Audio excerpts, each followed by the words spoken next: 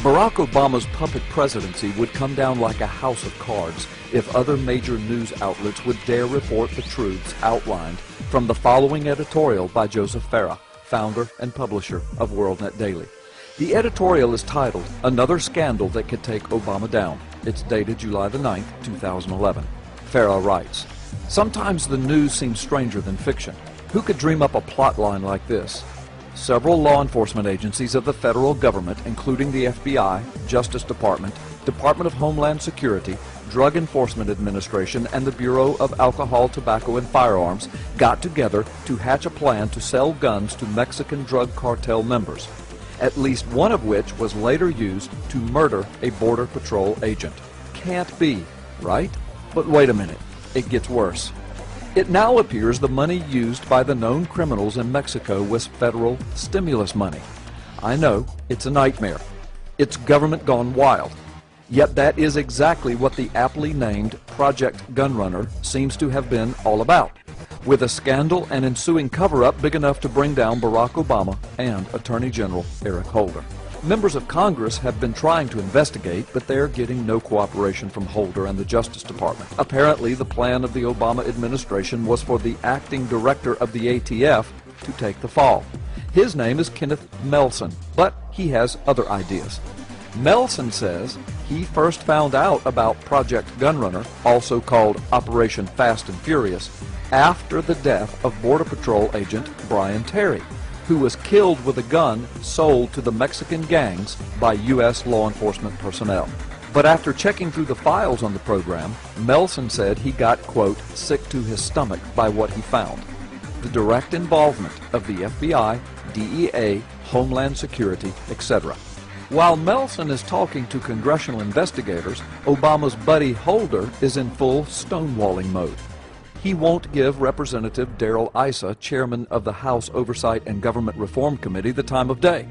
The Obama administration appears to have put together a sophisticated interagency conspiracy to provide money to Mexican gangsters to purchase guns from the United States to kill federal agents, but it is not at all happy about explaining itself to the American people, the press, or Congress. Initially, Holder tried to dismiss the operation as a botched sting run by ATF to track and stop cross-border arms trafficking. But that story is a dead letter after secret testimony provided by Melson on July 4th to congressional investigators. Melson wanted to testify earlier, but Holder stopped him. Holder pressured Melson to quit his job and go away, but he's not having any part of that. He may have become Obama's worst nightmare after Jerome Corsi. Try to picture this: Holder, the FBI, Homeland Security, DEA, and ATF all get together to run a sting operation at least partly in a foreign country. Is it even conceivable that Obama would not have to be informed of such a plan? Not likely. This was an operation with international consequences. If Obama didn't know, whose fault is that? And then we get into the question of what really might have motivated such an elaborate plot. Is the explanation we've received really plausible?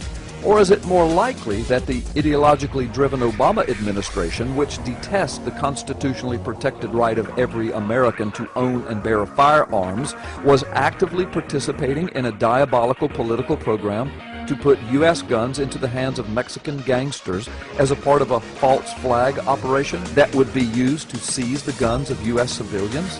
The old line is that the cover-up is worse than the crime. Maybe not in this case. What could Holder be so afraid of revealing that he would lie to Congress, a crime in itself, to conceal? Chances are it's pretty bad, probably worse than my scenario.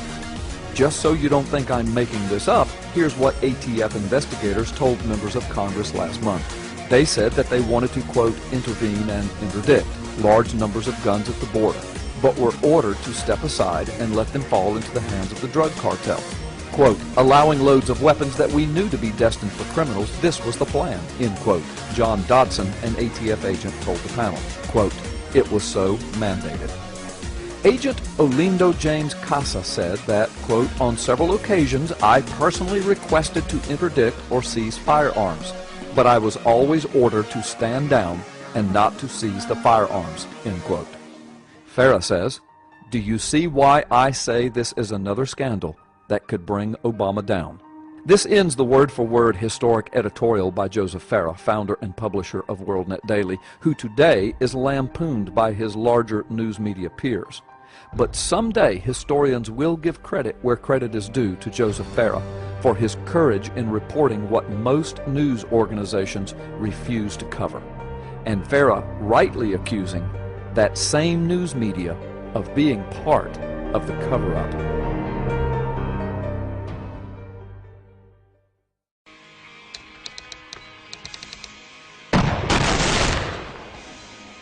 Bring it on!